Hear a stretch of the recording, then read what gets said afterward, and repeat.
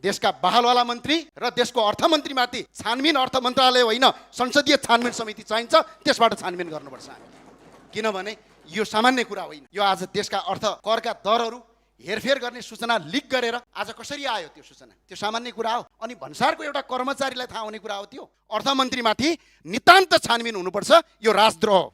यस्तो गर्न पाइँदैन। सम्माननीय सभामुखज्यू, सम्माननीय सभामुख महोदय, अब यो संसदको यो अर्को नियमित जो प्रधानमन्त्रीको जवाफ हामीले नियमित मागि नै रहेका छौँ, तर योभन्दा अलिकति पर जान मन लाग्यो।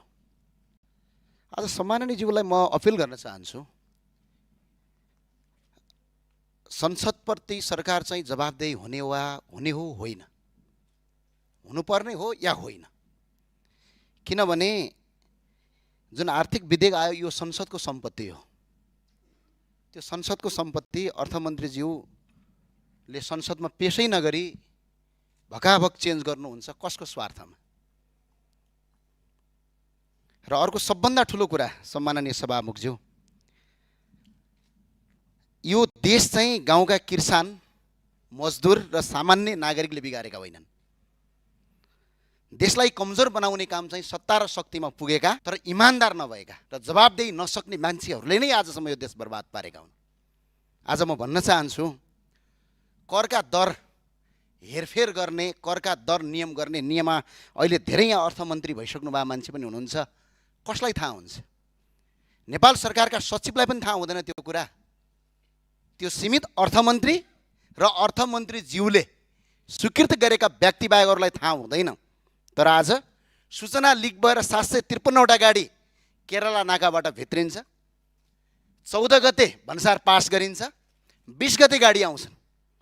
अनि यो कन्फ्लिक्ट अफ इन्ट्रेस्ट नभएर यो चुहावट चाहिँ कसले गर्यो? अनि सरकारले छानबिन समिति बनाउँछ, बडा गजबको। आफै छानबिन समिति बनाउने अनि कर्मचारीलाई डाम्नेतिर जान्छ।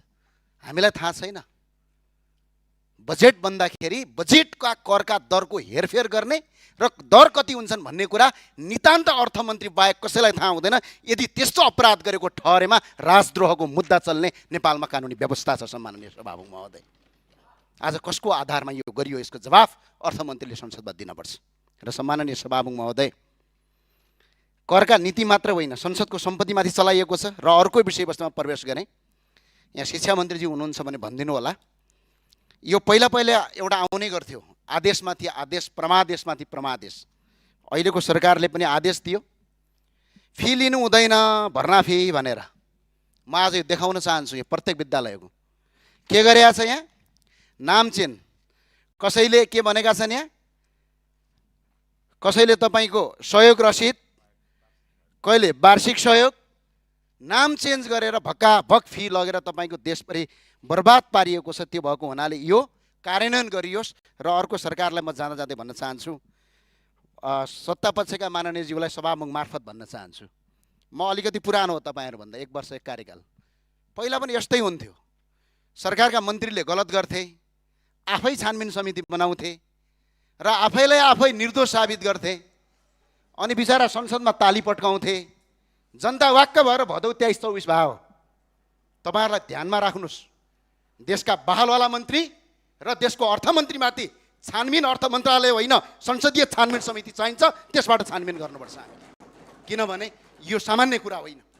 यो आज देशका अर्थ करका दरहरू हेरफेर गर्ने सूचना लिक गरेर आज कसरी आयो त्यो सूचना? त्यो सामान्य कुरा हो। अनि भन्सारको एउटा कर्मचारीलाई थाहा हुने कुरा हो त्यो? कसलाई थाहा हुन्छ? जम्मा 3 जना मान्छेलाई थाहा हुन्छ यो देशमा तपाईँको अर्थमन्त्री करका दरमा।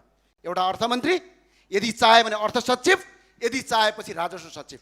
यदि अर्थमन्त्रीले अनुमति दिनुभयो भने कसरी सूचना लिक भयो?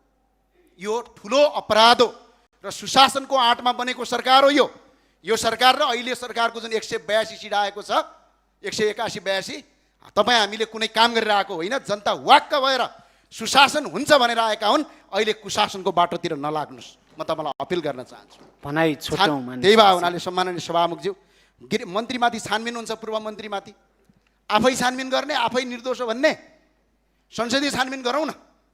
पहिला प्रतिपक्षमा आउँदाखेरि हामीले मागेका थियौँ त, संसदीय छानबिन समिति गरौँ।